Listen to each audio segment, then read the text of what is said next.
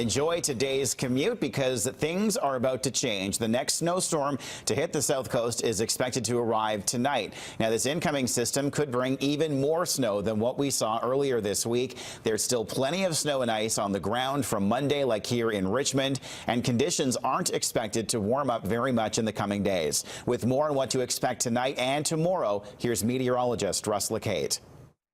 It's moving very slowly, so we get lots of fair warning. Not a snowflake today. The sun comes out again. It begins long after sunset. Light snow overnight, maybe 1 to 5 centimeters. Tomorrow we get it worst in the morning.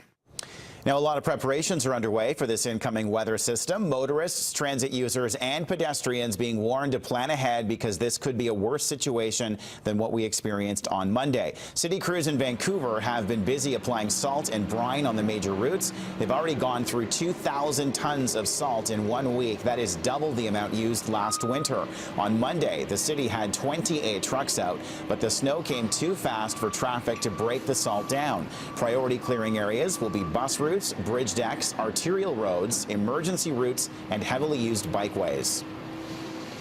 As of today, we have 41 trucks that are outfitted for salt, and we have another 5 that are getting repaired right now that we'll have ready by Thursday. They are, we have our equipment branch working 24/7 right now to make sure that our fleet is all operational.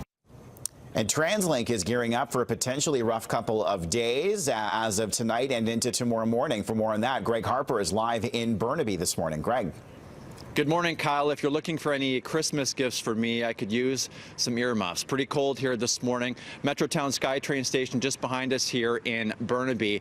And for those that take public transit and were doing so on Monday, they know how rough it was. There were some delays at SkyTrain stations as some safety alarms were going off. And there were many buses that got stuck throughout Metro Vancouver. One bus actually crashing into a pole in North Vancouver. Well, TransLink is gearing up for what could be a potentially interesting commute tonight and one tomorrow as well. Crews will be de-icing trolley wires ahead of the storm, and staff will be keeping a close eye on the SkyTrain system as well. Anti-icing trains will be used to spray the tracks to ensure there's consistent electrical contact.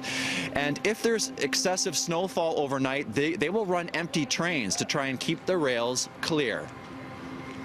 They can get anywhere, and there's an operator on board, and he has been instructed where to actually apply the icing compound at the areas where they're having trouble. So it's a very, very targeted, sparse kind of use of the anti-icing where it's needed. In the last 15 years, we buy all of our buses have automatic traction control. They have ABS on them.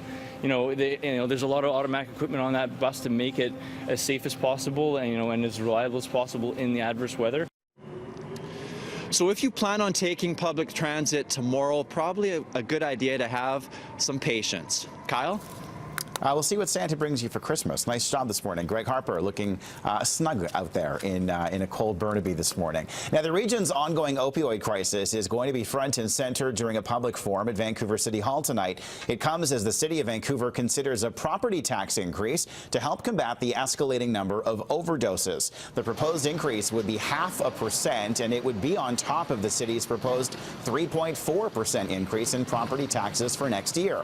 Councillors were told it would generate $3.5 million to help pay for more resources to fight the fentanyl crisis. Proposals include adding another medic crew at a fire hall on the downtown east side and providing more training and support for frontline workers. City Council will vote on the budget next Tuesday. To take resources from other parts of the city where they're needed because the risk is there is not, in our view, a prudent long-term solution. It's a Band-Aid solution to a problem that in the downtown east side that looks to be the new normal. If we are in such a crisis and we're not asking the province to step up, as I'm surprised because we asked the province to step up on everything else, why aren't we looking within our budget instead of putting that burden on the taxpayer? Metro Vancouver is encouraging whatever party forms government after the May provincial election to make the property tax system more fair and equitable. With an unprecedented rise in the home price index, fewer people are eligible for the homeowner grant, and Metro worries some families will be priced out of the region. One idea is to make the grant threshold region specific rather than based on the value of the property itself. Well, Wednesday was a very special day at Vancouver International Airport. More than 100 sick children and their families set off in search of Santa. There were smiles all around as the kids enjoyed all the pre-boarding entertainment and activities. This is the 12th year that Air Transat has teamed up with the Children's Wish Foundation to help kids with life-threatening illnesses. The highlight was flying to the North Pole and seeing Santa during the 90-minute flight.